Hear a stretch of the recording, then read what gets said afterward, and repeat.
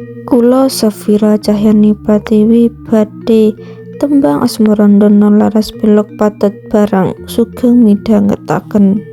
Pira loro pima nempi, pira pinempi monemolu,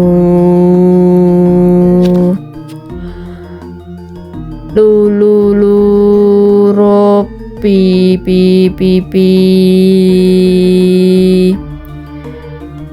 nempiro lu nemolu,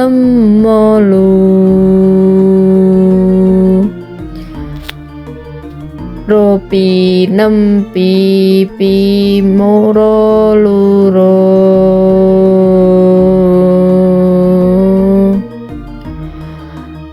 piro luro pipi pimonem,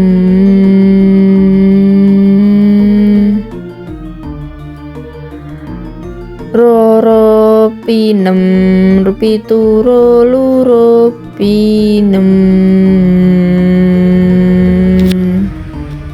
wajibe murid sayakti ngudi kawruh kang utama,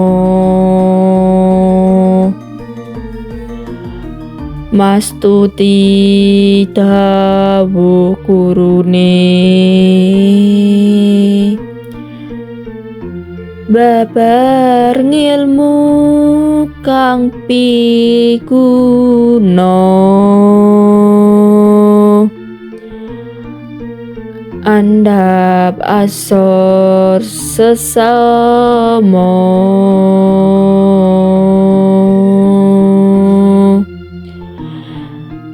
yeku siswa kang pinunjul,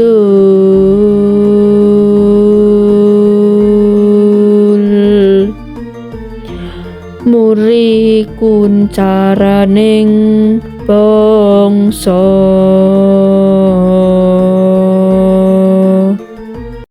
Makna tembang Asmarandana. Lirik tembang wajibemu murid sekti, maknane kewajiban dadi murid sing saknyatane. Larik tembang nguji kawruh kang utama, maknane ngupaya utawa golek ngilmu utawi kawruh sing dhuwur lan mulya. Lirik tembang mastuti dawuh gurune, maknane manut taat lan ngrungokake apa sing didhawuhake dening bapak utawi ibu guru. Lirik tembang babar ngilmu kang piguna, maknane ngrembakake utawa nggunakake ngilmu sing mupangat utawi piguna kanggo wong akeh. Andhap asor sesama, duweni tumindak sing ansor utawi rendah hati lan tata krama marang sapa wae. Yeku siswa kang pinunjul, maknane yaiku ciri-cirine sing siswa sing pinter, unggul utawi berprestasi. Murid kuncarning bangsa, maknane supaya jenenge bangsa dadi misuwur, terkenal, arum lan maju.